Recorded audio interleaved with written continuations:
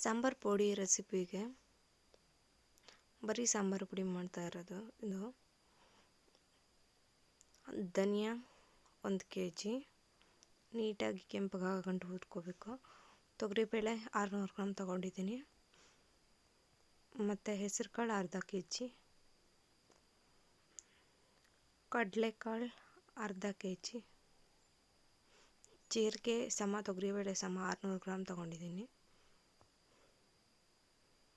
ಮೆಣಸು 50 ಗ್ರಾಮ್, ಅರಿಶಿನ ಒಂದು 50 ಗ್ರಾಮ್, ಮೆಂತ್ಯ ಒಂದು 50 ಗ್ರಾಮ್ ತೊಗೊಂಡಿದ್ದೀನಿ. ಗಸಗಸೆ 50 ಗ್ರಾಮ್, ಒಣಗಿದ ಮೆಣಸಿನ್ಕಾಯಿ ಅರ್ಧ kg ಖಾರದ್ದಿದ್ದು. ನೀಟಾಗೆಲ್ಲ ಹುರ್ಕೋಬೇಕು ಕೆಂಪಗೆ. ಬ್ಯಾಡಗೆ ಮೆಣಸಿನ್ಕಾಯಿ ಅರ್ಧ kg, ಕರಿಬೇವಿನ ಸೊಪ್ಪು 2 ಕಟ್ಟು. ಎಲ್ಲ ಐಟಮ್ಸು ಎತ್ತಿಟ್ಕೊಂಡಿದ್ದೀನಿ. 1 kg ಧನಿಯಾ, ಹೆಸ್ರು ಕಾಳು ಎಲ್ಲ ಕೆಂಪಗೆ ನೀಟಾಗಿ ಹುರ್ಕೊಂಡು ಬಿಸಿಲಲ್ಲಿ ಚೆನ್ನಾಗಿ ಒಣಗಿಸಿ. ಜೀರಿಗೆ ಒಂದು ಸ್ವಲ್ಪ ಜಾಸ್ತಿ ಆದ್ರೂ ಪರವಾಗಿಲ್ಲ. ಚಕ್ಕೆ ಲವಂಗ ಮೆಂತ್ಯ ಜಾಸ್ತಿ ಹಾಕ್ಕೊಡ್ದು ಕೆಂಪಗೆ ಹುರ್ಕೋಬೇಕು. ಸಾಸಿವೆ ಸೇರಿಸಿದ್ದೀನಿ 50 ಗ್ರಾಮು.